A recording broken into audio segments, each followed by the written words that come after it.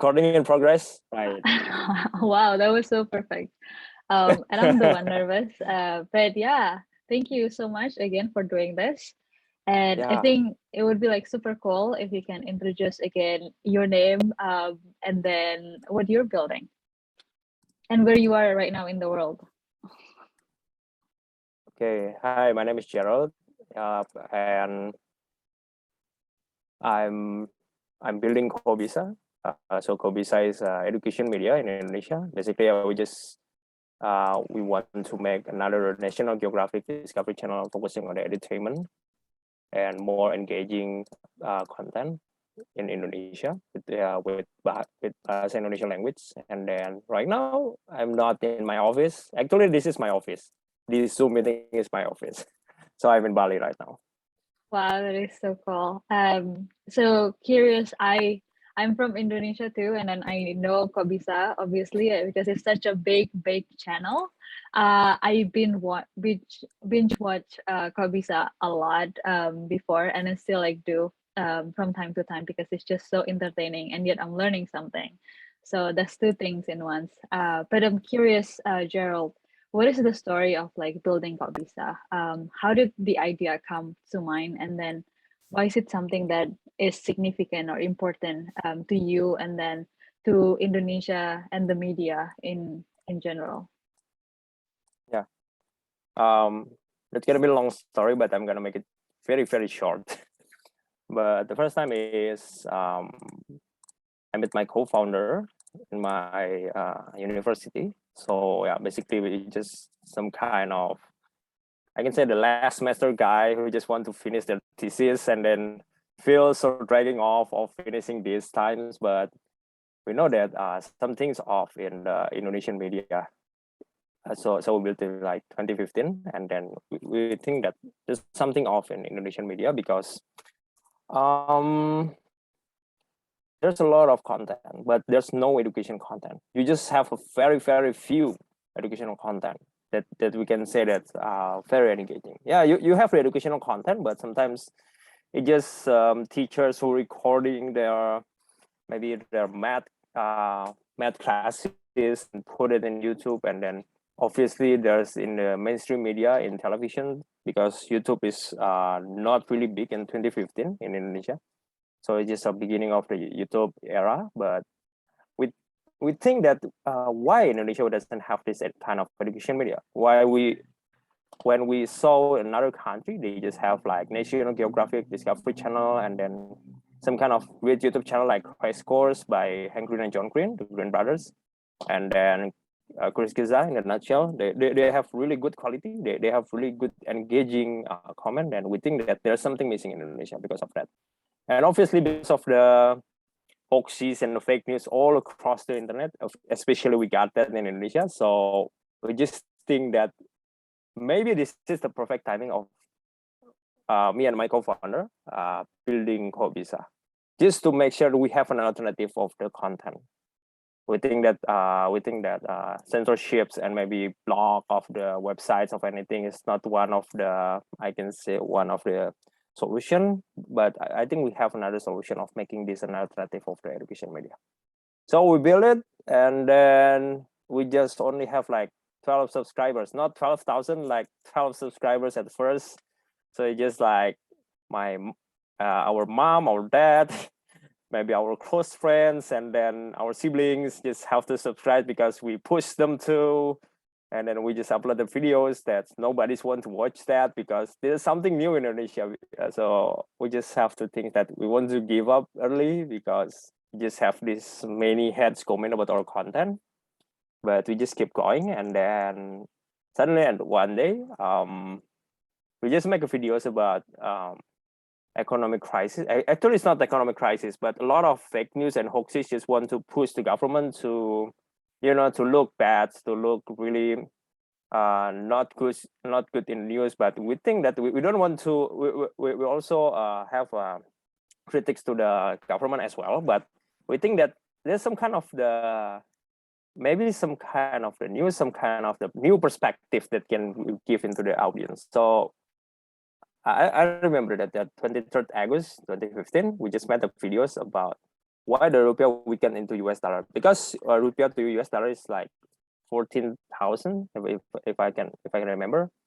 So why it's important? So basically, in 1998 we just have this economical crisis in Indonesia, and then USD to Indonesian rupiah, it's just like 1400,000. So everybody just freak out. Everybody just sending the wrong message into others. So we just have to make sure that there's no wrong message. We just have to. This is the based on data. This is the based on backed by the economic scientists and everything. So we just upload the video without any expectation at first. So we just uploaded, and then the next day there's our first video that got viral. So we just like 100,000 views, and like now I guess like everybody just share it more than the rupiahs to USD itself. So it's like 15,000 shares. I think it's more than that. But yeah, but the very beginning of our journey of making Kobisa. So we don't want to stop there. So we just like now have like 3 million subscribers in Indonesia. So we just want to inspire more, and then we don't stop on making content. We just also empower more content creators.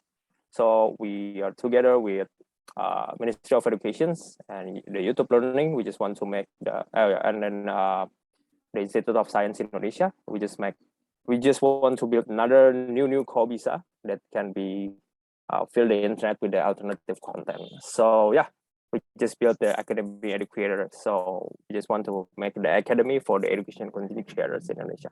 So that's how it goes. The beginning of me and my co-founder just have this kind of concerns about educational content, but right now we are also want to inspire others to make content in the social media.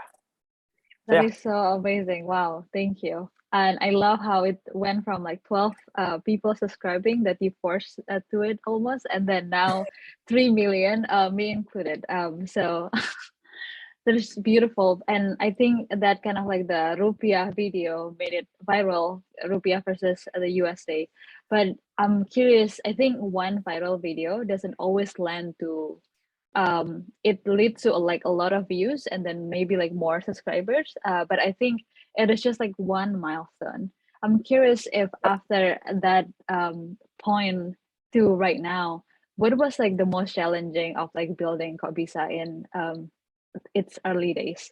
If you can think about, was it like the video making process, was it like the research process, was it like the market itself? What's the challenge? If you can pinpoint some of like the biggest challenges, what were they, and are they still a challenge right now? How do you compare the challenge from the past to the challenge right now too? There was a lot of questions, but you can tackle it from any angle.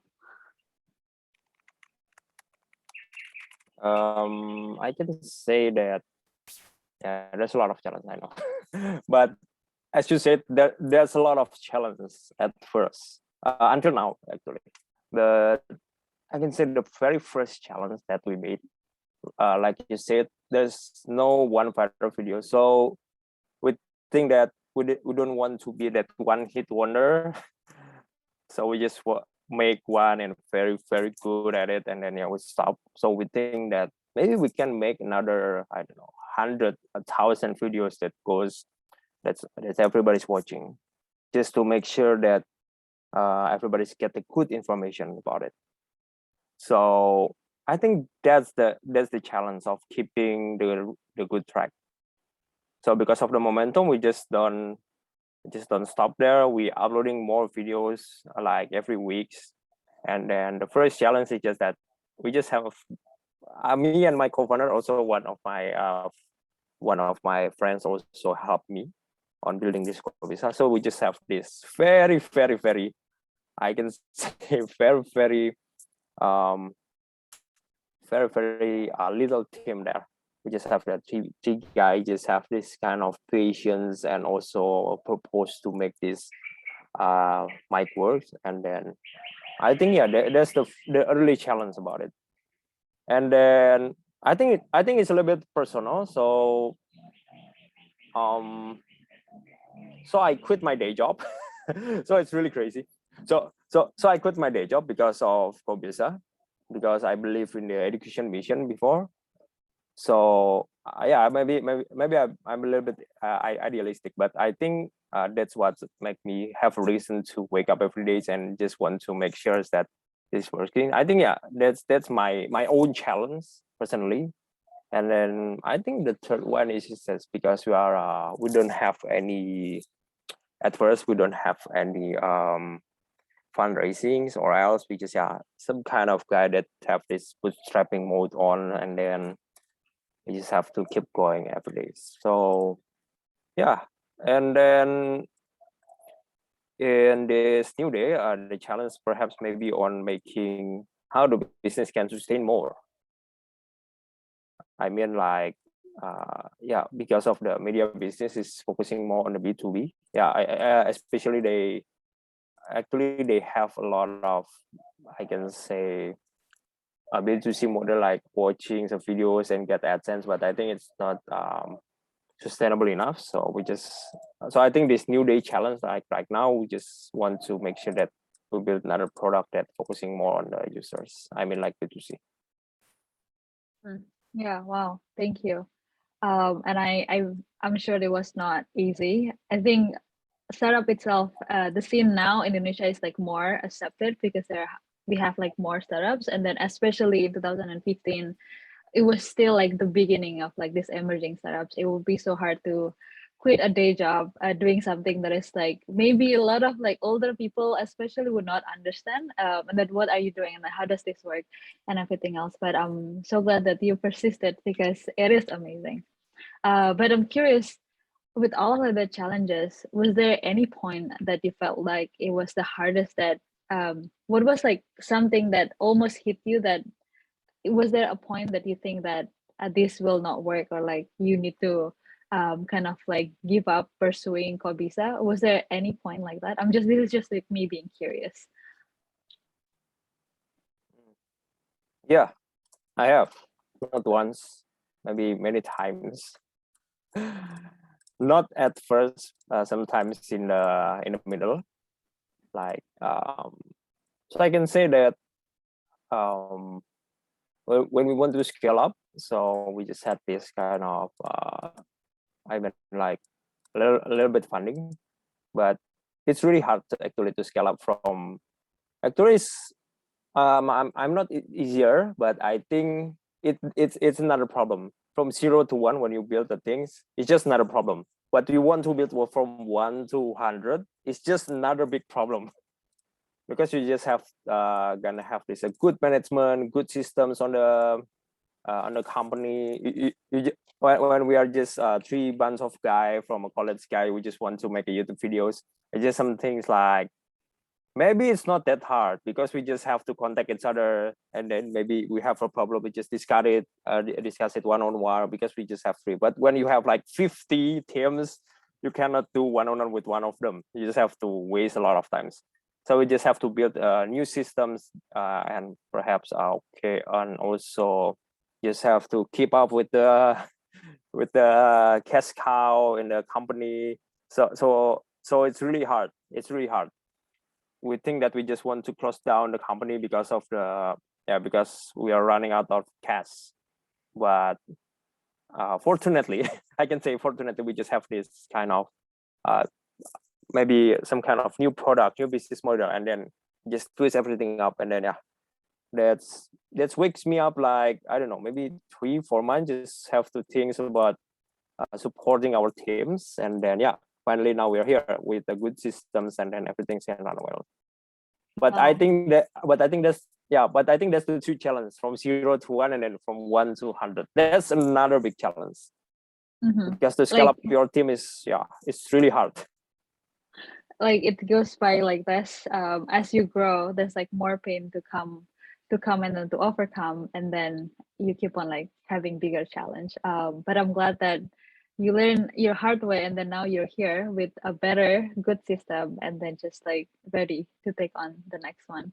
I think we kind of like pivot a little bit on you as like a founder. So I'm curious to learn from the get-go, what was your role when you started Kobisa, within Kobisa, and then how has it evolved as the team grows, it was a three guys startup, and then to like now the full Kobisa team. Which how many people are in the team right now? Right now it's about, I can say, more than 50. Wow, and that's quite a medium-sized company already. So how has Yep. your role evolved, and how do you see yourself growing as a leader? Yep. When you say a medium-sized company, yeah, we pay more taxes. Oh no, there's another That- challenge. that's the jokes from a medium-sized company, I can say. But yeah, so at first, I was the guy who make the illustration for Kobisa. So yeah, this is the background that actually it's not made by me, but yeah, some of I the see the guy. assets. Did you make that guy? The This talking guy? what this one? Yeah, this one, right? Yeah. This one. And then who There you also go. who loves bakso actually, because it's always bakso everywhere. Yeah, bakso is meatball. Yeah, the Meatball soup. meatball soup. It's always like the video somehow, whatever it is, somehow there's always meatball soup somewhere. Yeah. So at the beginning, I was a freelance illustrator, and then my co-founder Ketut just actually it's pretty funny when we meet.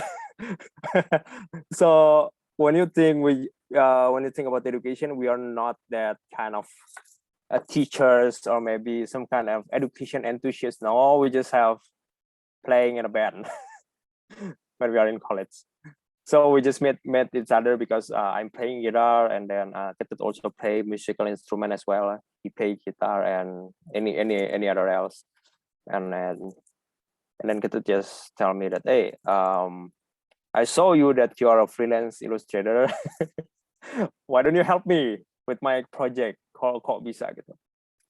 And then when I first saw Kobisa is when I first saw in YouTube, there's no Kobisa in YouTube channel. There's some kind of clickbait titles means Kobisa, because yeah, Kobisa means how come, right, in English, or like I don't know. There's some kind of titles called why this some kind of clickbait things. Why these people walking around? How come? so so there's no Kobisa channel, and yes, and then I just have to find a very hard to find Kobisa at first. And then yeah, that's my first role of becoming the illustrators who made an assets, I can say an assets for all the videos. But as the team grows, no, actually at first I make the illustration, and then because Ketut, I think he is more focusing on the video and animation. Maybe he just need helps on making the social media. So I'm the first to make all the social media other than YouTube. So like Facebook page, and then Instagram.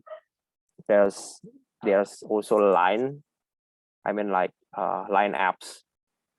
So there's one of the more popular one in 2015. So I just made the page and all along that, and make a social media post, make a social media content. And yeah, I think that's my first role. And then right now, as the team grows, I'm focusing more on the business. And I never illustrate anymore, other than make an illustration for my pitch deck.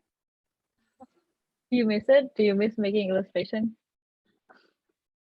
Yeah, at some point I miss it, because I think I find the flow or right in this zone when I make illustration, like, because at the time was really gone. Like I make these illustrations, and then I just make it like 2 hours, and then I feel amazing about it. Wow, But you're still artist at heart. So yeah. But I'm curious, when you say that now your role is on on the business side, how can you elaborate that? And I think adjacent to that question is that how did you grow into that role? Because you are not the business guy from the get-go. You are doing the illustration, and because of you're the co-founder, and then there's the demand and then the need from the team, from the company, then you step into that person that would do the business for the whole team, for the whole company. So I'm curious, what was your process like of growing into this role? yeah, So basically, I just like to, I can say I just like to make money, but I think that's not the right word. No, but I think the mindset they changed with me is just that, yeah, I like to make money, but the money with impact.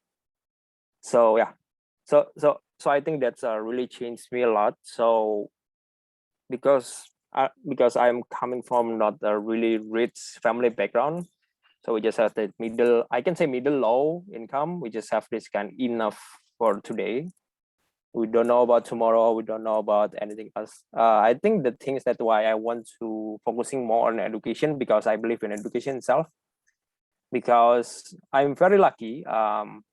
That's my dad is a teacher, so I can actually attend to school for free because my dad the teachers on this specific school, and I was lucky enough that my dad is a teacher in a most prominent private school that maybe I cannot pay that if I was if my dad is not a teacher. And then yeah, I think that's why I focusing more on the education side. And before I actually building a business before, fell twice.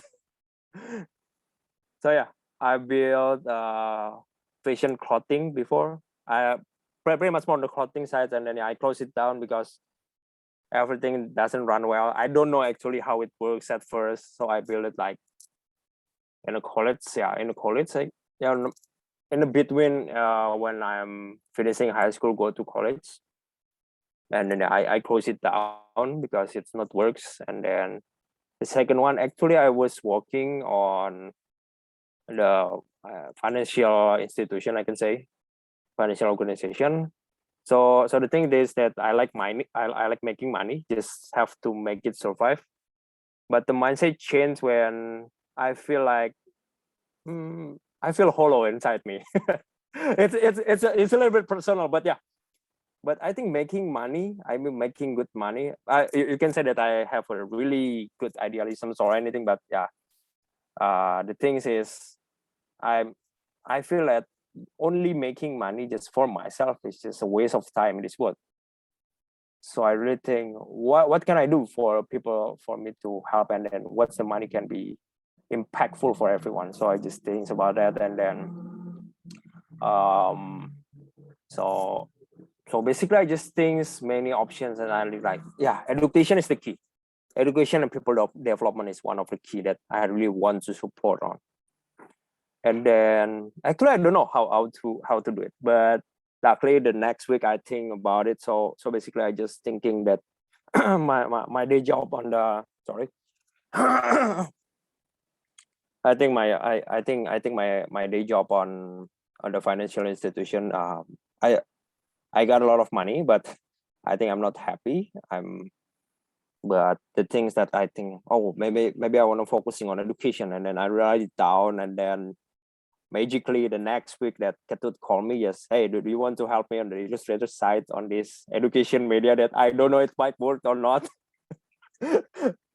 But yeah, but I do it. So the thing is, after the videos goes viral, and yeah, I make the decision that yeah, this is I want to do. This is that I really want to build there, and yeah, in my life.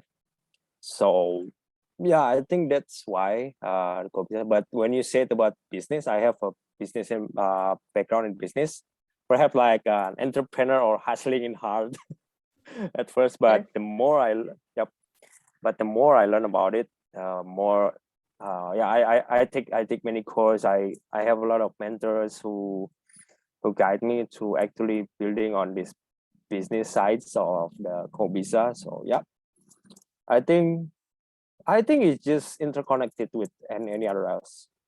You can change career as long as you know what you want to do, and I think there's a lot of opportunity right now in this really big world of the internet. Welcome to the Web3. There's a lot of Yes. opportunity as long Yeah, as you want to learn. absolutely. A lot of things in different corners of the internet. You just need to pick up Yeah, I love that. Thank you so much. I love the story of thank you for sharing your personal story. And I think I can relate so much to it too, because I have similar background. I also like went to school for free, which if it's not for free, then I would not be able to go. And I also want to mention how I love how when you kind of be sure for yourself that education was your right calling, then I think like when we confirm to ourselves, the universe conforms, and then just like Kutub's call to the virality of the video, and then brought you all of these forces brought you to up to this point. So that's amazing. And continuing on your founder journey, and then you mentioned that you have a lot of mentors, a lot of people to help, a lot of resources. But I'm curious too to learn if there were anyone or like one kind of ideal mentor, or how should I say this? Or if you can be now, you now be a mentor of yourself like 3 years ago, what would you say? What would you have gained wisdom now that you would love to teach yourself in the past, that this is how I would have done it nowadays instead of like what you have done before? I'm laughing because I already know what I want to say to my old self. Yeah. Yeah, there's only one sentence: work smart, don't work hard. I I see. work too hard. I work too hard until I don't really care about my overall mind and body soul. Mm-hmm. Self-care Lack as of a sleep, founder. lack of sleep, lack of I don't see that I have a really good mental health.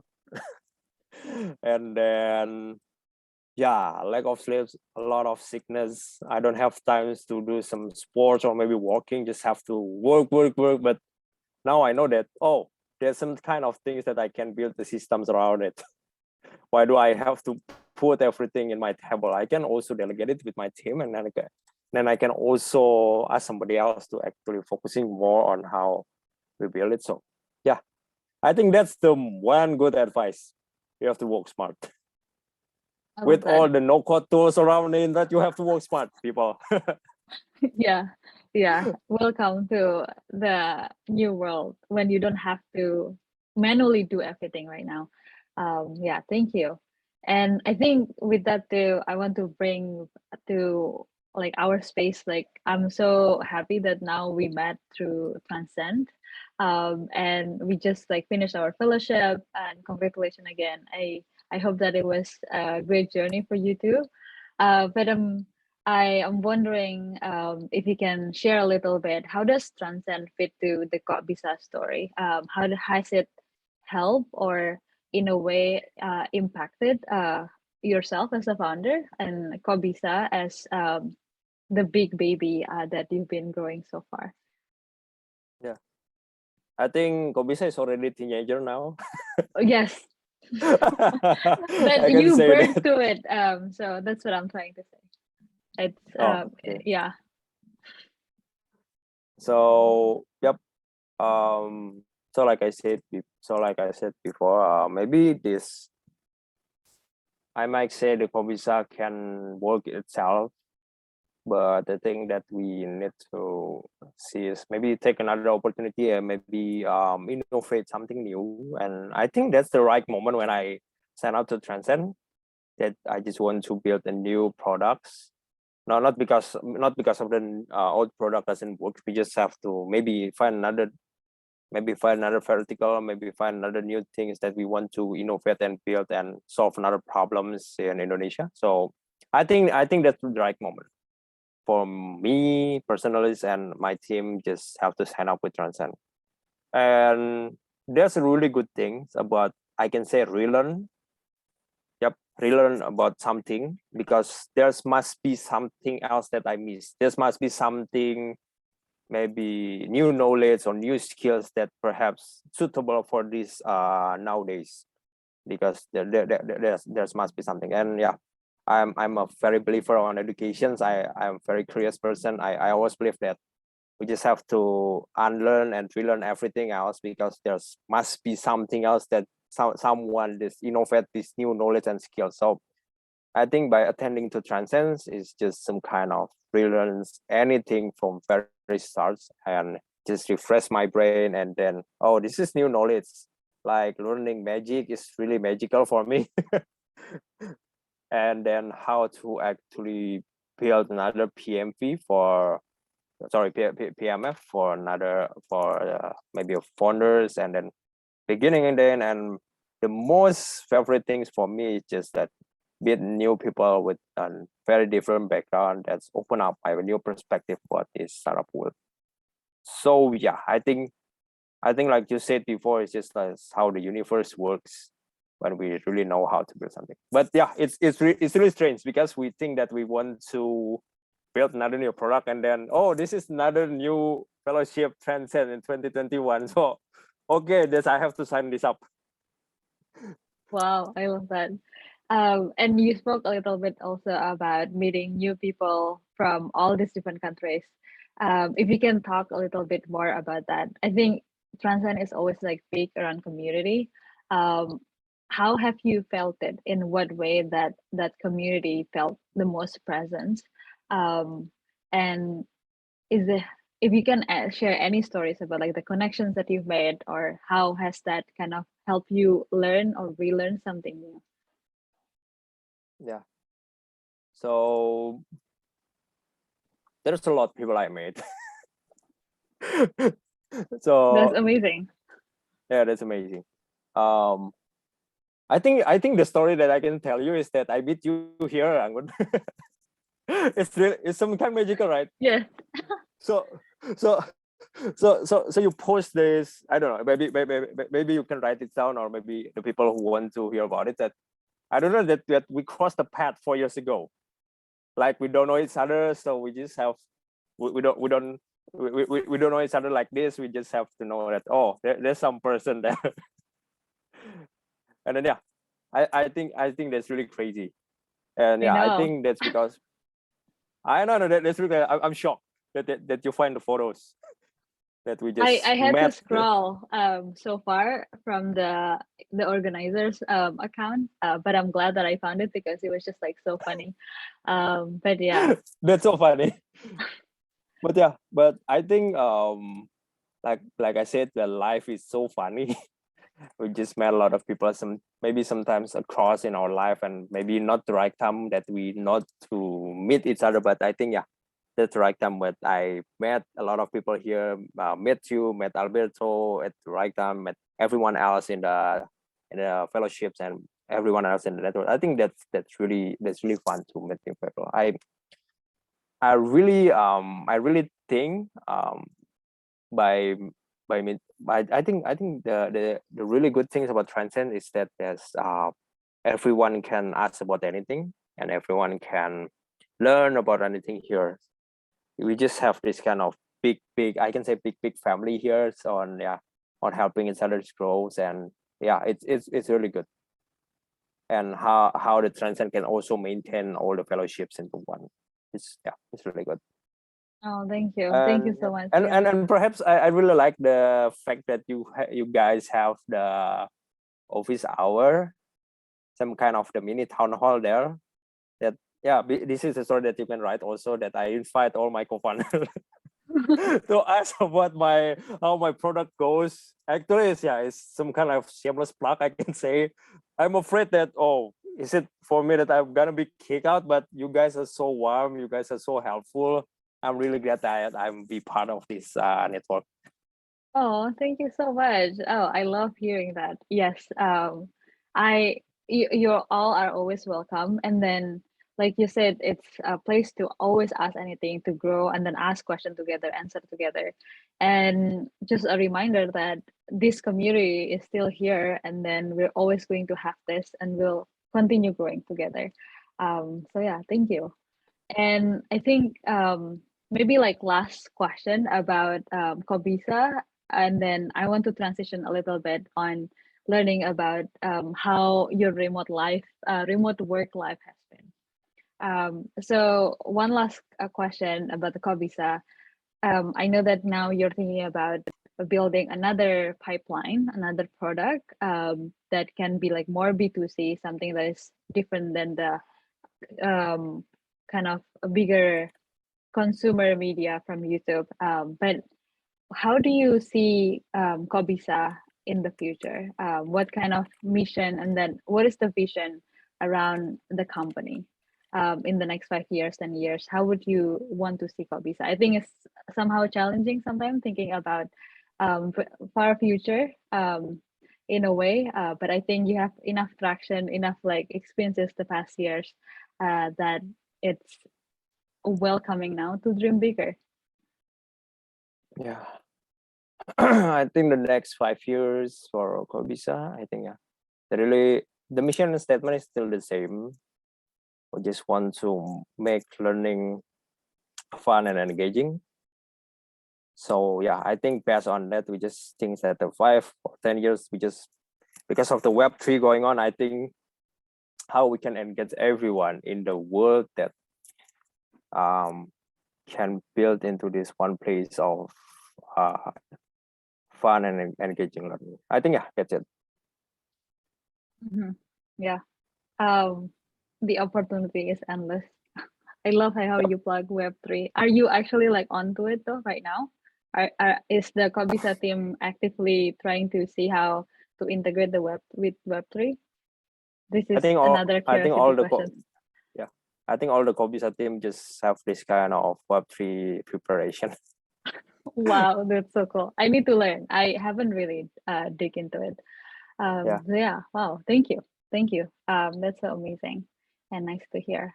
And then transitioning to remote life and then remote work life. You're in Bali right now, which is fantastic. I think that's kind of the dream places, one of the dream places where people want to work as a nomad. So curious, like how long have you been like working remotely? Was it like from the start of the pandemic? Actually, I'm in the remote area on Bali. I'm not in the central Bali or else. Accidentally, so I don't know. There's some kind of this kind of remote area that I like, but fortunately, I made it here. But I think the really good thing about remote working is that you just have to put something based on result, right? So you don't have to attend to the office and then maybe this kind of chit chat meeting for 3 hours. Just have straight to the point and then make anything asynchronous. I think by doing a remote working, I can say that we just jump off like 10x from the productivity. I think it's based on my company. I don't know with someone else, but in our company, you can say that's a really jump off because we are native in the internet. So I think there's no reason for us to actually stay more on actually making the content, right? To stay more on perhaps to the office. And it's really cut down all the costs. We just have this kind of I can say digital office, and then it's really cut down all the costs. Yeah. And did you start this during the pandemic, or like were you remote before too? So by next year, we just have this kind of new policy of remote working. But sometimes for myself, it's sometimes really hard for me to like 24/7, like stay still for maybe 3 months because of my job as a business. Sometimes I just have to meet people, so I going back and forth to Jakarta, to the capital city, because a lot of people just stay there and meet there. But I think that can be solved right now because a lot of people just know how to use Zooms and maybe. But in some special occasion, I have to go back. But